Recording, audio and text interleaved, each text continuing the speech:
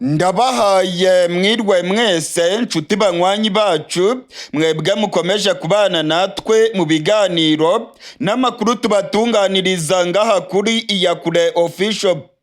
Iyakure Official ni imboneshakure imwe rudende ibashitsa ko amakuru yizewe, amakuru atosoye, amakuru aba yatohojwe n'itsinda ry'abamenyesha amakuru b'inzobere mu karere k'ibiyaga binini, maze tukayabashikiriza mu buryo bwihuse. Turi ku igenekerezo rya 30 ukwezi kwa mbere umwaka w'ibihumbi 2025. Ishavu n'imiborogo ni byose mu gisirikare cy'u Burundi. Inkuba zikomeye cyane zongeye gukubita mu gisirikare cy'u Burundi. Amakuru yizewe amaze kutugeraho aremeza yuko abasirikare b'u Burundi barenga 400 baraye baguye mu gitero gikomeye cyane cyagabwe mu ishyamba ry'ikibira. Ndasubiramwo, abasirikare b'u Burundi barenga 400 baraye baguye mu gitero gikomeye cyane cyagabwe ku birindiro by'abasirikare b'u Burundi hariya mu ishyamba ry'ikibira. Amakuru aravuga yuko igitero gikomeye cyane cyaraye kibasiye ibirindiro by'abasirikare b'u Burundi. Ni igitero cyabaye mu ijoro ryo ku igenekerezo rya 29 rishyira igenekerezo rya 30. Amakuru atugeraho aravuga ko indege kabuhariwe z'intambara zamishije urufaya rw'amabombe ndetse na za misile ku birindiro by'abasirikare b'u Burundi mu ishyamba ry'ikibira. Kugeza ubu igitigiri cy'abasirikare b'u Burundi bapfuye ntabwo kiramenyekana neza. Imibare y'ibanze irerekana ko abarenga 400 bamaze kwitaba Imana. Ibirindiro by'u Burundi mu ishyamba ry'ikibira byangiritse mu buryo bukomeye, byahiye birakongoka, ndetse amakuru atugeraho aravuga ko ibikoresho byose byari biri mu ishyamba ry'ikibira byangiritse mu buryo bukomeye. Muri aka gatondo k'igenekerezo rya 30 ukwezi kwa mbere amakuru yabyutse arimo kuvugwa cyane mu Cibitoke ni urwamo rwumvikanye mu masaha y'ijoro. Abanyagihugu baravuga ko mu masaha y'ijoro nko ku isaha y'isa 7:20 ku isaha ya Bujumbura bumvise ibintu birimo guturagurika hafi y'ishyamba ry'ikibira. Abanyagihugu baravuga ko babonye umwotsi mwinshi cyane urimo gucucumuka mu ishyamba ry'ikibira. Urwamo rukomeye cyane rwumvikanye mu ishyamba ry'ikibira, ndetse abanyagihugu benshi bavuze yuko baraye ntibuca. Nta kindi cyari kibaye rero, ni igitero gikomeye cyane kibasiye ibirindiro by'abasirikare b'u Burundi hariya mu ishyamba ry'ikibira, kuko amakuru aremeza neza ko ibirindiro by'abasirikare b'u Burundi byahiye bigakongoka. Ibikoresho byose byari biri mu ishyamba ry'ikibira byahiye birakongoka. Abasirikare benshi bapfuye. Mu gatondo ko kuri igenekerezo rya 30 hagaragaye za rusehabaniha nyinshi cyane mu gace ka Cibitoke. Za ambulance zari zirimo gutwara ibiziga by'abasirikare b'u Burundi zibijyana i Bujumbura, ibindi bijya mu Cibitoke mu bitaro.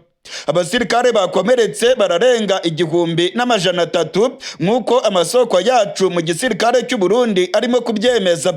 Ni igitero bigaragara ko cyakozwe n'ubuhanga bukomeye. Iki gitero cyari kigamije gusenya ibirindiro by'abasirikare b'u Burundi nk'uko byemejwe na Liyetona mu gisirikare cy'u Burundi yaganiriye n'umumenyesha makuru wacu Ildefonse Habyarimana. Amakuru yizewe kandi yatohojwe neza na Iyakure Official aremeza ko iki gitero cyakozwe n'indege z'intambara. Abasirikare b'u Burundi nabo baremeza aya makuru. Bagiye kumva bumva urufaya rw'amabombe ndetse na za misile ziremereye bitangiye kwisuka ku birindiro by'abasirikare b'u Burundi. Hari abagerageje kwirukanka cyane cyane abari bari ku burinzi, ariko abari basinziriye bo rwose benshi bitabye Imana, abandi barakomereka. Amakuru aravuga yuko ibi birindiro byari birimo abasirikare ba FDLR barenga 800 bari bamaze iminsi 7 gusa bageze mu ishyamba ry'ikibira. Abasirikare b'u Burundi kandi bari barimo gukorana n'imbonerakure. Hariya hagabwe ibitero, hari ibirindiro bikomeye cyane, ndetse hakorerwaga imyitozo ikomeye cyane y'abasirikare b'u Burundi, inyeshyamba za FDLR ndetse n'imbonerakure. Hari amakuru avuga yuko bari bafite umugambi wo kuzagaba ibitero bikomeye cyane ku gihugu cy'u Rwanda bagamije kuvanaho ubutegetsi bw'u Rwanda ndetse ngo no guhungabanya umutekano w'igihugu cy'u Rwanda. mu gatondo ko kuri rigenekerezo rya 30 General de Brigade Gaspard Baratuza uvugira igisirikare cy'u Burundi yagaragaye mu gace ka Cibitoke. Yagaragaye ari kumwe na Bwana Pierre Nkurikiye avugira ubushikiranganje bujejwe umutekano mu gihugu cy'u Burundi. Amakuru atugeraho rero aravuga yuko ibikorwa byo kuvana imirambo y'abapfuye hariya mu ishyamba ry'ikibira bigikomeje. Za Rusehabaniha zirimo kwirukankana za Kajorite ndetse zirimo no gutwara ibiziga by'abasirikare b'u Burundi baguye mu ishyamba ry'ikibira. Abaturage baganiriye n'umumenyeshamakuru wacu Ildefonse Habyarimana bamubwiye yuko ibyabereye mu ishyamba ry'ikibira ari igitero gikomeye. Humvikanye urusaku rukomeye cyane mu ishyamba ry'ikibira. Kugeza n'ubu ngubu imyotsi myinshi cyane iracyagaragara mu ishyamba ry'ikibira. Abaturage baravuga yuko ibyabaye ku basirikare b'u Burundi ari ibintu bikomeye cyane, ndetse bagasaba ubutegetsi bwa Gitega ko bwava mu gacerere bukagira icyo butangaza kuri aya makuru y'ibitero bikomeye cyane bikomeje kwibasira ishyamba ry'ikibira ndetse bikibasira abasirikare b'u Burundi. Kugeza ubu ntacyo igisirikare cy'u Burundi kiratangaza kuri aya makuru. Umumenyeshamakuru wacu Ildefonse Habyarimana yagerageje kuvugana na Gaspard Baratuza avugira igisirikare cy'u Burundi, ariko amubwira ko ntacyo yatangaza kuri ayo makuru. Iyi ngiyi ni inshuro ya 4 ibitero bikomeye cyane byibasira ibirindiro by'abasirikare b'u Burundi, FDLR ndetse n'imbonerakure mu ishyamba ry'ikibira. Ariko iki gitero cyo kwigenekerezo rya 29 gishyira igenekerezo rya 30 cyari igitero karundura.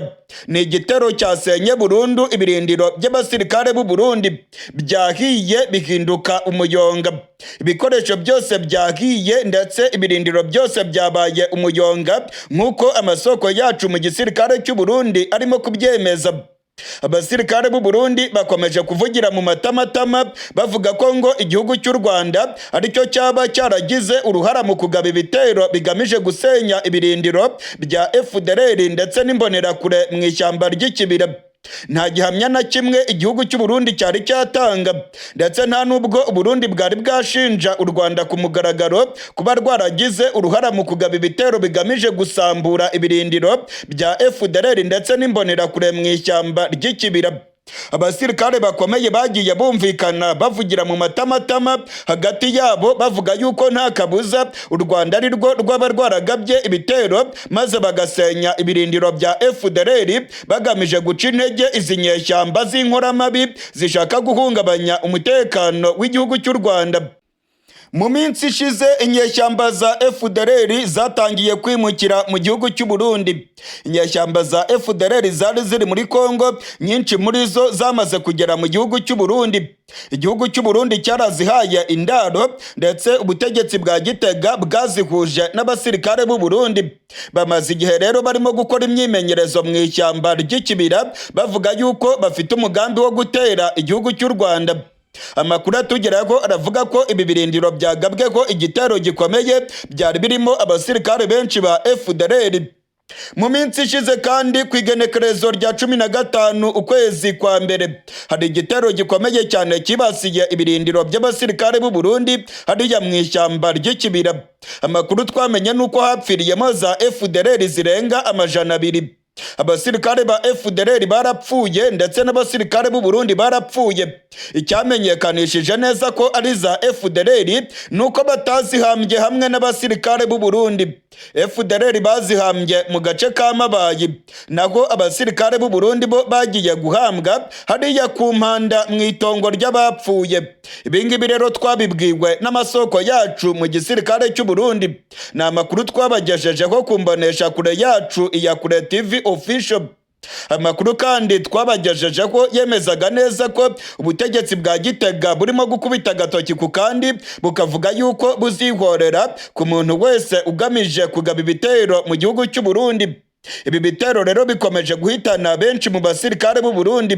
Dore nk'ubu ngubu ibitigiri bimaze kumenyekana biremeza ko abarenga 400 baraye bitabye Imana ndetse abandi barenga 1200 bagakomereka mu buryo bukomeye. Amakuru turimo kuvana mu masoko yacu mu gisirikare cy'u Burundi aremeza neza ko amarira n'imiborogo ari byose mu gisirikare cy'u Burundi. Abasirikare b'u Burundi bakomeje gupfira mu ishyamba ry'ikibira. Ishyamba ry'ikibira rimaze iminsi ririmo gukorerwamo imyimenyerezo ikomeye cyane igamije kugaba ibitero ku gihugu kibanyi cy'u Rwanda.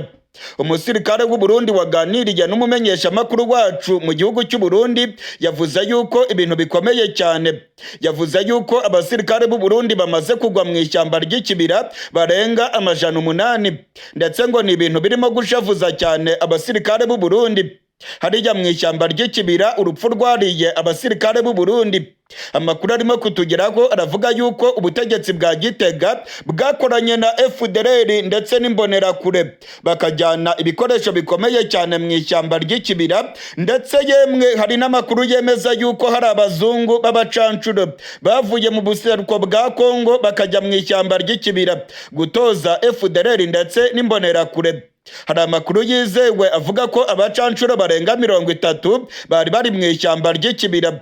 Nta wamenya niba bapfuye cyangwa babashije guhonoka uru rupfu. Iyakure TV official iracyagerageza gutohoza iby'aya makuru. Ibintu bikomeje kuba bibi cyane hagati y'igihugu cy'u Rwanda na Repubulika Iharanira Demokarasi ya Kongo. Perezida Tshisekedi wa Repubulika Iharanira Demokarasi ya Kongo yongeye kuvuga yuko arimo gutegura ibitero bikomeye cyane, ndetse ko agiye gutera igihugu cy'u Rwanda. Mu ijambo yaraye agejeje ku banyagihugu ba Kongo asigura uko ibintu byifashe mu buseruko bwa Kongo, Perezida Tshisekedi yavuze ko ibitero karundura birimo gutegurwa kandi ko bigiye kwibasira M23 n'igihugu cy'u Rwanda. Mu ijambo rya Perezida Tshisekedi yavuze ashize amanga, yemeza ko igisirikare cya FARDC kirimo gutegura ibitero simusiga ku barwanyi ba M23 bamaze kwigarurira umujyi wa Goma. Intare za Sarambwe ngo bagiye kuzigabaho ibitero bikomeye cyane. Muri iri jambo rya Tshisekedi yavuze yuko igihugu cy'u Rwanda aricyo cyafashije M23 kwigarurira umujyi wa Goma. Abategetsi muri Kongo baravuga yuko abasirikare b'u Rwanda binjiye ku butaka bwa Kongo bafite intwaro zikomeye maze ngo bakigarurira umujyi wa Goma. Amakuru aravuga yuko igisirikare cy'u Rwanda ngo cyakoresheje intwaro zikomeye. Ubutegetsi bwa Tshisekedi rero buravuga yuko burimo gutegura ibitero bikomeye cyane bigamije gusubiza u Rwanda, ndetse ngo bakanirukana M23 muri uyu mujyi wa Goma. Tshisekedi yavuze amagambo arimo uburakari bwinshi, ndetse Tshisekedi yavuze ko ibihugu by'amahanga byakomeje kurebera. Ubu ngubu rero ngo igihe kirageze ngo abakongomani bakemura ibibazo byabo mu buryo bw'intambara. Tshisekedi yateguje intambara rwose, ndetse Tshisekedi yavuze ko abakongomani bose bagomba gushyigikira FARDC maze ngo bakarwana n'igihugu cy'u Rwanda bavuga ko cyafashije M23. Ibirego byose bya Tshisekedi ndabibutsa ko u Rwanda rwabiteye utwatsi, ahubwo u Rwanda rukavuga ko igisirikare cya Kongo gikorana n'inyeshyamba za FDLR zigamije guhungabanya umutekano w'igihugu cy'u Rwanda, kandi zigizwe n'abasize bakoze jenoside yakorewe abatutsi mu gihugu cy'u Rwanda mu mwaka w'1994. Iyo ngengabitekerezo ya jenoside rero niyo zikigenderaho. Ubutegetsi bwa Kongo nabwo bwashyigikiye iyi ngengabitekerezo ya jenoside. Igihugu cy'u Burundi nacyo cyarayishyigikiye, ndetse cyagiye kurwana mu buseruko bwa Kongo gishyigikira abica abavuga ururimi rw'Ikinyarwanda, cyane cyane abo mu bwoko bw'abatutsi bakomeje kwicwa bazizwa ko ari abo mu bwoko bw'abatutsi. Muri iyi minsi igihe M23 yari imaze gufata umujyi wa Goma, icyuka cy'intambara ndetse no kurebana y'ingwe byakomeje kwiyongera hagati y'u Rwanda na Repubulika Iharanira Demokarasi ya Kongo. Igihugu cya Kongo gifatanije n'inyeshyamba za FDLR bohereje ibibombe ku butaka bw'u Rwanda bihitana abantu babarirwa mu binyacumi, abandi barenga 100 barakomereka, nk'uko byemejwe na Perezida Kagame ubwo yaganiraga n'abaperezida bagenzi biwe mu nama ya EAC. Perezida Kagame yavuze ko ibisasu byatewe ku Rwanda byahitanye amaduzeni y'abantu ndetse bigakomeretsa ababarirwa mu majana. Ibingibi rero ngo u Rwanda ntabwo ruzakomeza kubyihanganira, kandi u Rwanda rwafashe ingamba zikomeye cyane zo guhangana n'aka gasomborotso ka Repubulika Iharanira Demokarasi ya Kongo. Ubutegetsi bwa Tshisekedi bumaze iminsi buvuga yuko buzashoza intambara ku gihugu cy'u Rwanda. Tshisekedi yafashije FDLR mu kuyiha ibikoresho bya gisirikare, ndetse amakuru aravuga yuko ubutegetsi bwa Kongo bwari burimo gutegura ibitero bikomeye bigomba kwibasira umutekano w'igihugu cy'u Rwanda. Hari amakuru yizewe avuga ko inyeshyamba za FDLR zari zirimo gutegura ibitero bikomeye bigomba kunyura muri parike y'Ibirunga, maze ngo bakagaba ibitero bigamije guhungabanya umutekano w'igihugu cy'u Rwanda. Amakuru atugeraho rero aravuga ko M23 yishe General Omega wari urongoye FDLR, ndetse ngo uru rupfu rwa General Omega rwaba rwarakomye mu nkokora ibi bitero bya FDLR. Repubulika Iharanira Demokarasi ya Kongo rero iravuga yuko igiye gutera igihugu cy'u Rwanda, ndetse Repubulika Iharanira Demokarasi ya Kongo iravuga ko irimo gutegura abasirikare bagamije guhungabanya umutekano w'igihugu cy'u Rwanda. U Rwanda rwatanze gasopo inshuro nyinshi, ndetse u Rwanda rwavuze kenshi ko rwiteguye guhangana n'igitero icyo ari cyo cyose kigamije guhungabanya umutekano w'igihugu cy'u Rwanda. Ibintu kandi birimo kurushaho kugenda biba bibi cyane. Igihugu cya Afurika y'Epfo nacyo cyongeye kwijandika muri izi ntambara zirimo kubera mu buseruko bwa Kongo. Perezida w'u Rwanda Paul Kagame yongeye gutanga gasopo kuri Cyril Ramaphosa wa Afurika y'Epfo wafashe igisirikare cy'u Rwanda akacyita umutwe witwaje intwaro. Perezida Cyril Ramaphosa wa Afurika y'Epfo yavuze ko yaganiriye na Perezida w'u Rwanda Paul Kagame, ndetse ngo baganiriye ku bibazo by'umutekano muke mu buseruko bwa Kongo. Mu itangazo yashyize kuri X, Perezida Ramaphosa mu butumwa bwiwe yavuze yuko igisirikare cy'u Rwanda ari milishiya cyangwa se milise, umutwe witwaje ibirwanisho. Perezida Kagame yamukosoye ndetse amuha isomo rikomeye cyane. Mu butumwa yanyujije ku rubuga rwa X, Perezida Kagame yavuze ko igisirikare cy'u Rwanda atari umutwe witwaje ibirwanisho, ngo ni igisirikare cy'igihugu. Ntabwo rero Cyril Ramaphosa yari akwiye gutukana bene ako kageni agafata igisirikare cy'u Rwanda akacyita milishiya. Ntabwo ari milise, ni igisirikare cy'u Rwanda kandi kirinze ubusugire bw'igihugu. Ibingibi rero Cyril Ramaphosa yaba yabikoze nkana, ndetse agamije gusomborotsa igihugu cy'u Rwanda. Kuva ku munsi w'ejo ibimenyesha makuru byo muri Afurika y'Epfo ndetse no muri Afurika y'Ubumanuko byatangaje amakuru akomeye cyane. Minisitiri w'ingabo muri Afurika y'Epfo yavuze yuko ubwo imirwano yari ikomeye cyane mu mujyi wa Goma, Perezida Cyril Ramaphosa yahamagaye Perezida Kagame ngo akamubwira yuko igisirikare cy'u Rwanda nikidahagarika kurasa ku basirikare ba Afurika y'Epfo bari mu mujyi wa Goma bari mu butumwa bwa SADC, ngo Afurika y'Epfo izabifata nko gushoza intambara kuri iki gihugu. Afurika y'Epfo rero ngo yatanze warning cyangwa se gasopo ku gihugu cy'u Rwanda ngo gihagarike kurasa ku basirikare ba SADC mu mujyi wa Goma. Ibingibi nabyo byanyomojwe n'igihugu cy'u Rwanda. Perezida Kagame mu butumwa yanyujije ku rubuga rwa X yavuze ko nta gasopo n'imwe yigeze iva muri Afurika y'Epfo, ngo keretse niba Cyril Ramaphosa yarayivuze mu kirimi cyabo gakondo nko mu Kizuru, mu Ki-Afrikani cyangwa se mu bindi birimi byo muri Afurika y'Epfo Perezida Kagame atumva. Naho ubundi ngo nta warning n'imwe, nta gasopo n'imwe yigeze iva muri Afurika y'Epfo, ahubwo Cyril Ramaphosa yasabye igihugu cy'u Rwanda ko mutangira ubutumwa ku barwanyi ba M23 maze ngo bakareba uko bafasha abasirikare ba Afurika y'Epfo bakava muri uriya muriro M23 yari irimo kubacanaho. Amakuru rero avuga yuko Cyril Ramaphosa yagiye abeshya cyane mu butumwa yatangaje. Perezida Kagame yavuze yuko ibyatangajwe na Cyril Ramaphosa huzuyemo ibinyoma ndetse no kuyobya rubanda. Igisirikare cya Afurika y'Epfo ndetse na Cyril Ramaphosa n'ibimenyesha makuru byo muri Afurika y'Epfo byatangaje ko M23 ngo yishe abasirikare ba Afurika y'Epfo.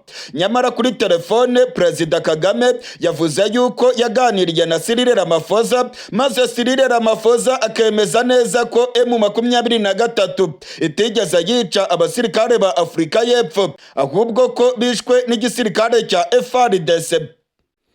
Ingingo ikomeye cyane rero mu byatangajwe na Perezida Kagame, yavuze ko igihugu cya Afurika y'Epfo rwose kitari mu mwanya mwiza wo kuba umuhuza cyangwa se gutanga amasomo yo guhuza abarimo kuhangana mu buseruko bwa Kongo. Ndetse Perezida Kagame yongeyeho ko niba Afurika y'Epfo ishaka kurwana, igashaka gushoza intambara ku gihugu cy'u Rwanda, u Rwanda rwiteguye guhangana n'icyo kibazo umunsi uwo ari wo wose. U Rwanda rwahaye gasopo Afurika y'Epfo n'ibikangisho byayo byose. Perezida Kagame ubwo yaganiraga n'abategetsi bo muri EAC yavuze yuko Afurika y'Epfo irimo kuzana ibikangisho ku gihugu cy'u Rwanda, kandi ko u Rwanda rwiteguye guhangana n'ibyo byose. Ibingibi rero birerekana ko igihugu cy'u Rwanda gihagaze bwuma, kandi ko cyiteguye guhangana n'uwo ari we wese urimo gushaka kuzana agasomborotso ku gihugu cy'u Rwanda. Ubutegetsi bw'u Burundi bwatangiye guteguza abanyagihugu ko hagiye kuba intambara ikomeye cyane mu gihugu cy'u Burundi. Ndasubiramwo. Ubutegetsi bwa Generali Evariste Ndayishimiye ndetse n'umugambwe wa CNDD-FDD batangiye guteguza abanyagihugu b'u Burundi ko hagiye kuba intambara ikomeye cyane mu gihugu cy'u Burundi. Ubutegetsi bwa Gitega bwavuze yuko hari abantu bashaka gutangiza intambara. Ubutegetsi bwa Gitega buravuga yuko ibintu birimo kuba bibi cyane, ndetse ko abaturage bakwiye kwitegura intambara ikomeye cyane. Amakuru yizewe arimo kuva mu gisirikare cy'u Burundi aremeza yuko abasirikare benshi cyane b'igihugu cy'u Burundi bamaze kugera ku mipaka y'igihugu cya Kongo, abandi benshi cyane bakaba bari ku mipaka y'igihugu cy'u Rwanda. Generali Evariste Ndayishimiye yaraye akoze inama ikomeye cyane y'umutekano. Yaraye aganiriye n'abajenerali barongoye igihugu cy'u Burundi. N'abajenerali bari mu kanama gakuru k'umutekano karongoye igihugu cy'u Burundi. Inama yabereye mu ntara ya Gitega, ndetse amakuru yizewe aremeza yuko yateguje ko intambara ikomeye cyane igiye kwibasira igihugu cy'u Burundi. Amakuru yizewe yatugezeho aravuga yuko inyeshyamba za M23 ubwo ngo zamaze kwigarurira umujyi wa Goma. Generali Neva yavuze ko ari ibintu bibi cyane. Generali Evariste Ndayishimiye aravuga yuko ibintu bikomeye cyane. Hari amakuru atangazwa n'inzego z'ubutasi bw'igisirikare cy'u Burundi avuga yuko abantu bazava mu buseruko bwa Kongo aribo ngo bazagaba ibitero bikomeye cyane ku gihugu cy'u Burundi. Hari amakuru avuga yuko inyeshyamba za Red Tabara ngo nizimara kwigarurira intara ya Kivu y'Amajyepfo ngo zifatanije n'inyeshyamba za M23, nta kabuza ngo M23 izashyigikira Red Tabara nayo ijye kuvanaho ubutegetsi bwa Gitega. Hari ubwoba rero ko izi nyeshyamba za Red Tabara ngo zaba zigiye kubona imbaraga nyinshi, ndetse ubutegetsi bwa Gitega bukavuga yuko M23 na Twirwaneho ngo bazatiza imbaraga izi nyeshyamba za Red Tabara, maze zigatembagaza ubutegetsi bwa Gitega zinyuze muri Kivu y'Amajyepfo zikinjira mu bice bya Uvira, maze zikinjira mu bice by'u Burundi, maze ngo bagatembagaza ubutegetsi bwa Gitega ku mugaragaro izuba riva. Ibingibi rero bitangazwa n'inzego z'ubutegetsi mu Burundi ni ibintu bidafite ishingiro habe na gato. Ubutegetsi bwa Gitega buvuga yuko M23 ngo nimara kwigarurira Kivu y'Amajyepfo izafasha Red Tabara.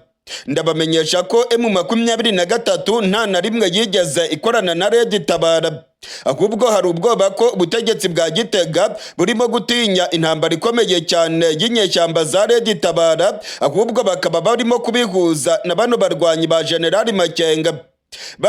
Barundi kazi, ntaho M23 rwose ihuriye na Red Tabara. Icyo ni ikinyoma, ni ukubeshya abanyagihugu kugira ngo babereke ko abantu bazagaba ibitero mu gihugu cy'u Burundi ari abantu benshi cyane kandi bafite intwaro zikaze. Oya rwose, nibiramuka binabaye nta kuboko na gutoya M23 izaba ibifitemo, ahubwo inyeshyamba za Red Tabara ndabamenyesha ko zirimo kwiyoruganiza kandi zirimo gushaka kugaba ibitero bikomeye cyane mu gihugu cy'u Burundi. Amakuru angeraho avuye muri Kivu y'Amajyepfo aravuga ko inyeshyamba za Red Tabara ziryamiye amajanja. Biravugwa ko ibitero bikomeye cyane bishobora kwibasira igihugu cy'u Burundi, ndetse amakuru angeraho avuga yuko Red Tabara ishaka kugaba ibitero bigamije gusenya ubutegetsi bwa CNDD-FDD. Aya makuru rero abadede barayazi, General Neva aya makuru arayazi, ariko General Neva arimo kubeshya abanyagihugu agashaka kubihuza n'inyeshyamba za M23. Nta nyungu n'imwe ndetse nta n'inyungu na nkeya abarwanyi ba M23 bagira mu gihugu cy'u Burundi. Inyeshyamba za M23 zirwanya ubutegetsi bwa Kongo. Izi nyeshyamba za M23 rero nta mugambi na muto zifite wo kugaba ibitero mu Burundi. Amakuru twamenye nuko mu nama ikomeye cyane y'umutekano yabereye mu ntara ya Gitega, General Evariste Ndayishimiye ndetse n'abajenerali biwe bavuze yuko ibintu bagomba kubicungira hafi. Abasirikare benshi b'u Burundi barungitswe ku mupaka uhuza u Burundi na Kongo, ndetse hari amakuru avuga yuko abasirikare b'u Burundi bari muri Kongo bashobora guhita bajya ku rubibe rwa Kivu y'Amajyepfo n'igihugu cy'u Burundi, maze ngo bagakumira inyeshyamba za Red Tabara bavuga ko ngo zizafatanya na M23 kugaba ibitero mu gihugu cy'u Burundi. Amakuru kandi arimo kongeraho aravuga yuko ubutegetsi bwa Gitega bukomeje kongera abasirikare ku mupaka w'igihugu cy'u Rwanda. Hari ubwoba ko ngo inyeshyamba za Red Tabara zazagaba ibitero ku butaka bw'u Burundi, ariko ndamenyesha abarundi bose ko iki ngiki ari ikinyoma, ahubwo ubutegetsi bwa Gitega bufite ubwoba bwinshi ko inyeshyamba za Red Tabara zishobora guhungabanya ubutegetsi bwa CNDD-FDD. General Prime Niyongabo arongoye igisirikare cy'u Burundi yahise ategeka abasirikare b'u Burundi bari mu mujyi wa Bukavu ko bagomba kuguma muri Kivu y'Amajyepfo, ndetse hari amakuru avuga yuko ubutegetsi bwa Kongo burimo kumvikana n'ubutegetsi bw'u Burundi kugira ngo u Burundi bwongere abasirikare muri Kivu y'Amajyepfo. Aba basirikare ngo bagamije kubuza Red Tabara kwinjira mu gihugu cy'u Burundi. Muri Kivu y'Amajyepfo ni ku mupaka w'u Burundi ndetse na Kongo. Ubu rero abasirikare benshi cyane bagiye kwirunda kuri uriya mupaka bagamije gukumira inyeshyamba za Red Tabara. Bavuga yuko ziramutse zifashijwe na M23 nta kabuza zatembagaza ubutegetsi bwa General Evariste Ndayishimiye. Ubu rero mu gihugu cy'u Burundi hari ubwoba bwinshi. General Evariste Ndayishimiye aravuga yuko hagiye kuba intambara ikomeye, ndetse amakuru arimo kutugeraho aravuga yuko imbonerakure ndetse n'abasirikare b'u Burundi bakomeje guteguzwa ko bagomba kuryamira amajanja bakitegura neza kurinda igihugu cy'u Burundi. Imbonerakure bakomeje kuziha intwaro, ndetse igihugu cy'u Burundi gikomeje kugura imihoro irya nino mu makungu. Hari amakuru dufite yuko ayandi makontineri y'imihoro yaba yaramaze kugera mu gihugu cy'u Burundi, yiyongera kuri ya makontineri yaje kugera mu gihugu cy'u Burundi mu myaka iheze anyuze muri Tanzania. Ibingibi byose rero birerekana ko CNDD-FDD irimo gutegura imigambi mibisha ku baturage b'u Burundi. Barundi kazi muragabe, ubutegetsi bwa CNDD-FDD burashaka kubakwegera akarambaraye, ntibabahende rwose. Ntabwo M23 ifite umugambi wo gutera Burundi, nta nubwo bishoboka. Nta nyungu na nkeya aba barwanyi ba General Makenga bafite mu Burundi, ahubwo General Evariste Ndayishimiye arimo gukoresha izi nyeshyamba za M23 akitwaza imbaraga zifite kugira ngo yerekane ko Red Tabara niramuka iteye nta kabuza izaba ishyigikiwe na M23. Ntabwo Red Tabara ikorana na M23, ntabwo bishoboka, ndetse amatohoza yose twakoze yerekanye ko nta musirikare n'umwe wa Red Tabara wigeze ajya gufasha M23. Iminsi ibiri irashize abarwanyi ba M23 bigaruriye umujyi wa Goma. Ibice byose by'ingenzi birimo kugenzurwa n'abarwanyi ba M23 mu mujyi wa Goma. abasirikare ba FARDC ndetse n'abafatanyabikorwa babo bamanitse amaboko. Benshi mu basirikare ba Kongo bagiye kuri Stade d'Unité aho bagomba kujya mu bigo maze M23 ikabacungiramo. Hari amakuru yemeza ko abasirikare ba Kongo bashobora kurungikirwa igisirikare cya FARDC kubera ibiganiro bikomeje hagati ya M23 ndetse n'ubutegetsi bwa Tshisekedi. Umujyi wa Goma wamaze gufatwa. Ibice byose by'ingenzi birimo kugenzurwa n'abarwanyi ba General Makenga. Ikibuga cy'indege cyarafashwe. Radio na televiziyo by'igihugu cya Kongo mu mujyi wa Goma byarafashwe. Ubungubu General Makenga n'abarwanyi biwe nibo barimo kugenzura imipaka yose ihuza igihugu cy'u Rwanda na Repubulika Iharanira Demokarasi ya Kongo. Nyuma yaho M23 rero yigaruriye umujyi wa Goma. Ese ibintu byifashe bite mu mujyi wa Goma? Mu mujyi wa Goma hari iyihe mpumeko? Abaturage baravuga iki? Ni uwuhe mutekano uri mu mujyi wa Goma? Ese uyu mujyi wa Goma ugiye kurongorwa gute? Ni abahe bayobozi barongoye umujyi wa Goma muri iyi minsi? Ni iki kigiye gukurikiraho? Abanyagihugu bagiye kubaho gute muri uyu mujyi wa Goma? Ibi byose rero nibyo tugiye kurabira hamwe muri aya makuru yacu yo kuri rigenekerezo rya 29. Nyuma yaho abarwanyi ba M23 begukanye intsinzi mu mujyi wa Goma. Umujyi wa Goma ubungubu urongowe n'abarwanyi ba General Makenga. Izi nyeshyamba ariko ntabwo zirashyiraho ubuyobozi bwa gisivile ngo bashyireho abategetsi barongoye umujyi wa Goma. Hari amakuru yemeza ko ihuriro AFC ririmo M23 ririmo gutegura ibikorwa bikomeye byo gutangaza abayobozi bazarongora uyu mujyi wa Goma. Ni amakuru yizewe navanye mu masoko yanjye muri M23 yemeza ko hari inama zikomeye zizabera mu mujyi wa Goma, ndetse General Makenga na Bwana Colonel Nanga barimo gutegura ibikorwa bikomeye cyane byo kwigereka abanyagihugu mu mujyi wa Goma. Nyuma yaho rero hazatangazwa abayobozi ba gisivile bagomba gukorana n'abaturage mu mujyi wa Goma. Uyu mujyi wa Goma turimo kuvugaho wabereyemo imirwano ikomeye cyane.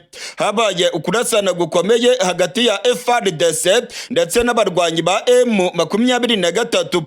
Umumenyesha makuru wacu Dan Faruku uri mu mujyi wa Goma aravuga ko hari ikibazo gikomeye cyane muri uyu mujyi wa Goma. Hari intumbi nyinshi z'abasirikare ba FARDC ndetse n'abazarendo mu mujyi wa Goma. Harimo kugaragara imirambo myinshi mu mujyi wa Goma. Umumenyesha makuru wacu Dan Faruku aravuga yuko mu bice byabereyemo imirwano hatangiye kumvikana umunuko w'imirambo y'abasirikare ba Kongo baguye ku rubuga rw'imirwano muri uyu mujyi wa Goma. Ndababwiza ukuri ko imirwano yabereye mu mujyi wa Goma yahitanye benshi. Amakuru atugeraho avuga yuko byibuze abasirikare bagera ku 2,000 b'igisirikare cya Kongo ndetse n'abazarendo baguye muri uyu mujyi wa Goma. Ibiziga byabo rero bikwiragiye irya nino muri uyu mujyi wa Goma. Ku mabarabara yo mu mujyi wa Goma harimo kugaragara imirambo y'abasirikare ba Kongo n'abazarendo. Abanyagihugu baravuga yuko umunuko watangiye kumvikana muri uyu mujyi wa Goma, ndetse bagasaba M23 ko bakora umuganda wo guhamba ibi biziga by'abasirikare ba Kongo birimo kunutsa uyu mujyi wa Goma. Umumenyesha makuru wacu Dan Faruku uri mu buseruko bwa Kongo aravuga yuko hafi y'ikibuga cy'indege cya Goma haguye abasirikare benshi ba Kongo ndetse n'abazarendo. Hari igitero gikomeye cyane M23 yagabye muri kariya gace ubwo yashakaga kubohora ikibuga cy'indege. Amakuru atugeraho avuga yuko byibuze abasirikare barenga 600 ba FARDC bahise bagwa ku rubuga rw'imirwano hafi y'ikibuga cy'indege. Hari amavideo yerekana urwamo rw'amabombe ndetse n'urufaya rwa za misile birimo gusekura ibirindiro by'abasirikare ba Kongo hafi y'ikibuga cy'indege cya Goma. Amakuru rero avuga yuko ibiziga by'abasirikare ba Kongo byashwanyaguritse kandi ko byatangiye guteza umunuko mu mujyi wa Goma, ibintu birimo gutera ubwoba ko indwara z'ibyorezo zishobora kwaduka muri uyu mujyi wa Goma.